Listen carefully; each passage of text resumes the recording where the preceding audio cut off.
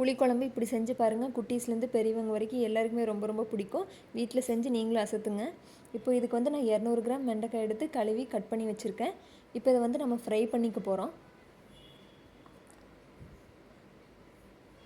இதை ரொம்ப deep fry பண்ண வேண்டாம், ஓரளவுக்கு ஃப்ரை பண்ணால் போதும்.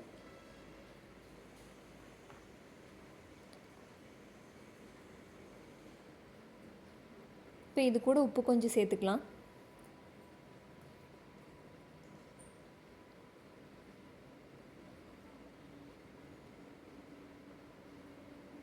இப்போ இது இந்தளவுக்கு ஃப்ரை ஆனால் போதும். இப்போ இதை வந்து பிளேட்டுக்கு மாற்றிக்கலாம்.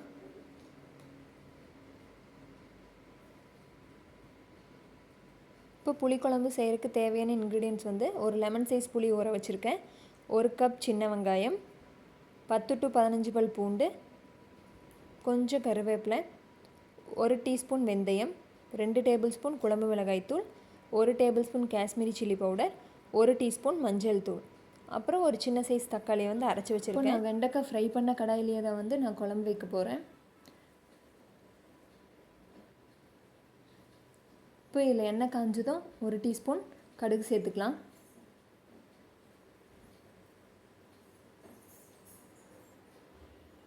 இப்போ இது கடுகு நல்லா பொரிஞ்சிருச்சு. வெந்தயத்தை சேர்த்துக்கலாம். வெந்தயம் வந்து ரொம்ப கருகிடக்கூடாது. இப்போ இது கூடவே கருவேப்பிலை, பூண்டு 2ஐயும் சேர்த்துக்கலாம்.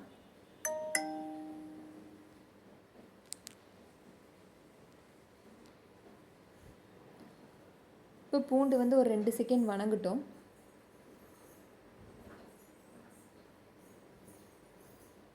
இப்போ பூண்டு வந்து இந்த அளவுக்கு வணங்கினா போதும். இப்போ இது கூடவே வந்து 1 கப் சின்ன வெங்காயத்தை வந்து சேர்த்துக்கலாம்.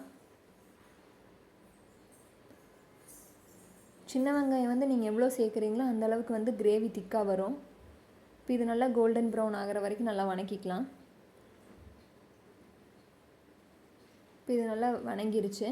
இப்போ இது கூட மசாலாவெல்லாம் ஆட் பண்ணிக்கலாம்.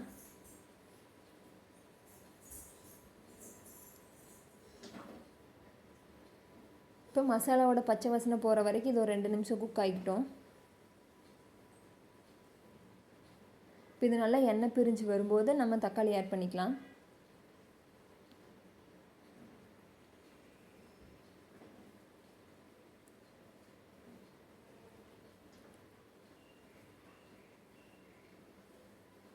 இப்போ இது ஒரு 2 செகண்ட் நல்லா வணங்கிடுச்சு.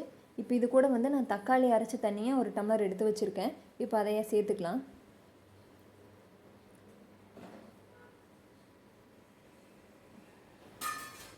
இப்போ இது நல்லா கொதிக்கட்டும். கொதிச்சதுக்கப்புறம் புளிக்கரைசலை சேர்த்திக்கலாம்.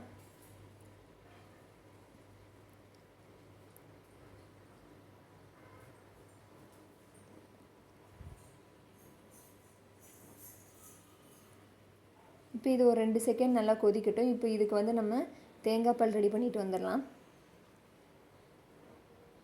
இப்போ அதுக்கு வந்து நான் 3 டேபிள் ஸ்பூன் தேங்காய் எடுத்திருக்கேன்.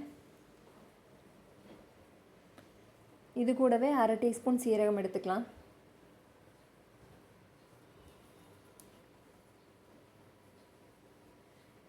இப்போ இது நல்லா அரைச்சி தேங்காய் பால் எடுத்துக்கலாம். இப்போ நல்லா இது கொதிக்குது. இப்போ இது கூட தேங்காய் பால் சேர்த்துக்கலாம்.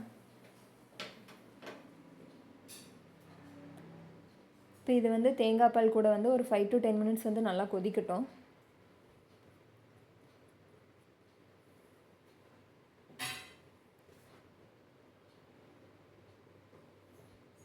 இது கூட தேவையான அளவு உப்பு சேர்த்துக்கலாம்.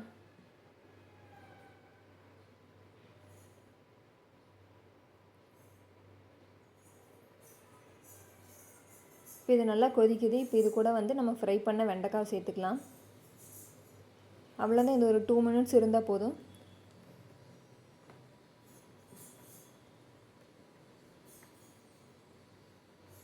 புளிக்குழம்பு ரெடி ஆயிடுச்சு. நீங்களும் ட்ரை பண்ணி பாருங்கள். சூப்பராக இருக்கும் டேஸ்ட்டு. ட்ரை பண்ணி பார்த்துட்டு எப்படி இருக்குன்னு கமெண்ட் பண்ணுங்கள் மறக்காமல்.